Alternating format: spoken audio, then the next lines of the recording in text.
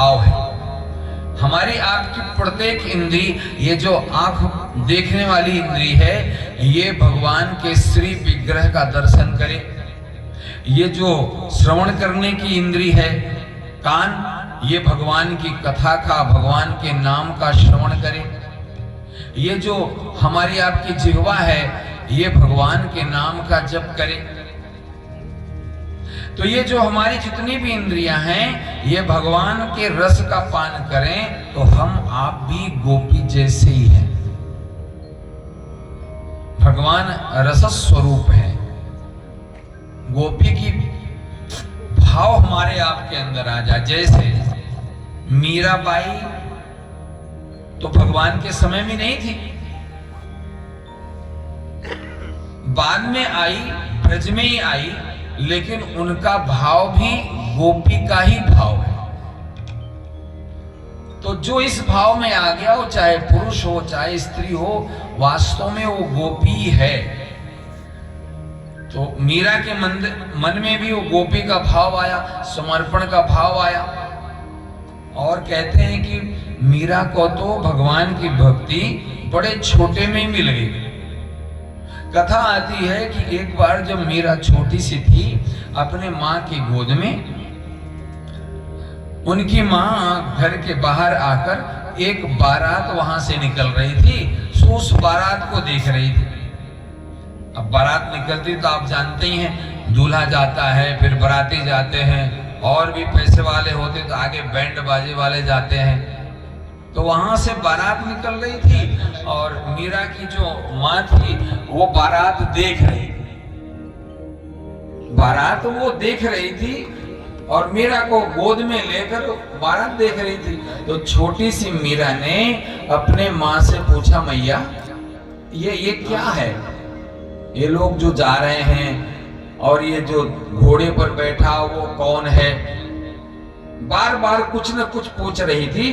अंत में यही पूछा कि मैया ये घोड़े पर जो बैठा ये कौन है? तो मीरा की माँ को देखना था बारात। सो मैया ने कहा, लाली ये दूल्हा है। अब छोटी सी मीरा ने कहा कि मैया दूल्हा क्या होता है और ये दूल्हा कहाँ जा रहा है? तो माँ ने कहा, बेटी ये दूल्हा किसी कन्या के साथ जाएगा, उसका विवाह होगा, फिर वो उसकी दुल्हन होगी, उसको लेकर आएगा। कहते हैं कि जब ये सुना तो फिर मीरा ने फिर पूछ लिया कि मैया तो क्या हर कन्या का कोई दूल्हा होता है, उसका विवाह होता है? अब माँ को तो बारात देखनी थी, सो उन्होंने कहा कि हाँ लाली, हर कन्या का दूल्हा होता है। तो छोटी सी मीरा ने कहा कि मैया हम भी तो कन्या हैं, तो हमारा दूल्हा कौन है? जब ये पूछा, माँ को देख रही थी बारात। कहते हैं सामने लड्डू गोपाल का मंदिर था, सो उंगली करके बताया गोपाल की तरफ कि तेरा दूल्हा वही है। उनको तो बारात देखनी थी, ऐसी केवल बात चला दी, लेकिन छोटी सी मीरा के मन में लग गया कि मेरा दूल्हा तो ये लड्डू गोपाल है। और आप सब जानते हैं कि जब उनकी उम्र धीरे धीरे बढ़ी तो उनके अंदर वही गोपी वाला भाव जगा। मेरे तो गिरधर गोपाल दूसरो न कोई रे, जाके सिर मोर मुकुट मेरो पति सोई रे। मेरे तो गिरधर गोपाल दूसरो न कोई रे। उनके अंदर भी ये जग गया कि मेरा पति, मेरा ईश्वर तो बस गोपाल है। वास्तव में यहाँ का पति तो कोई ना कोई होता है, कोई ना कोई पत्नी होती है, लेकिन परम पति तो परमात्मा ही सबका है। ये शरीर का पति यहाँ हो सकता, उस परमात्मा को शरीर से कोई लेने देना है, उसको तो भाव से लेना देना है। तो वो परमात्मा सबका पति है, स्त्री का भी पति, पुरुष का भी पति है। वो परम पिता है, पिता भी है, पति भी है, जैसी जिसकी भावना, भगवान को हम आप जैसा संबंध जोड़ लें। गोपिकाओं ने पति जैसा जोड़ा, भक्तों ने, कुछ भक्तों ने भगवान जैसा, कुछ भक्तों ने तो पिता जैसा जोड़ा।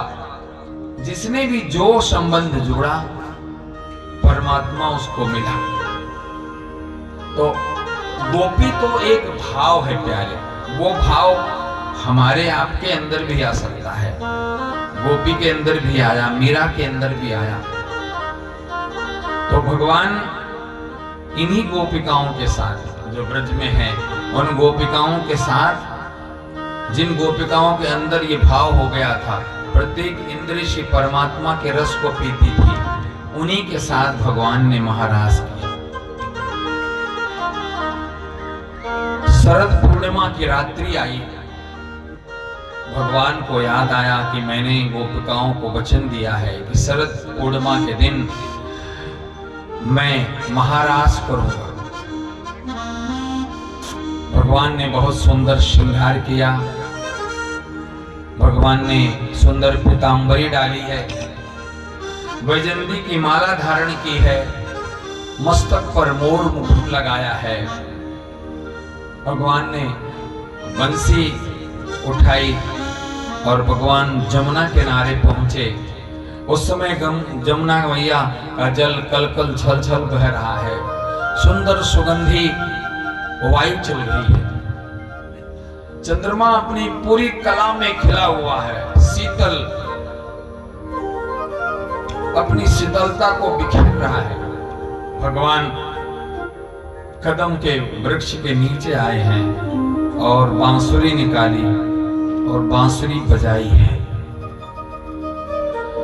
बांसुरी बजा के भगवान ने गोपिकाओं को बुलाया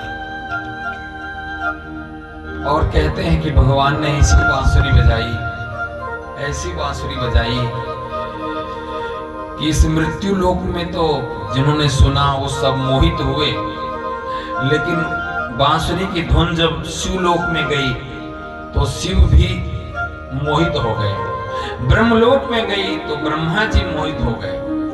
और कहते हैं सूरदास बाबा ने ये सब कुछ देखा तो सूरदास बाबा कहते हैं कि जब भगवान की बंसी बजी तो क्या हुआ, इस पृथ्वी लोक पर क्या हुआ, शिवलोक में क्या हुआ, ब्रह्मलोक में क्या हुआ।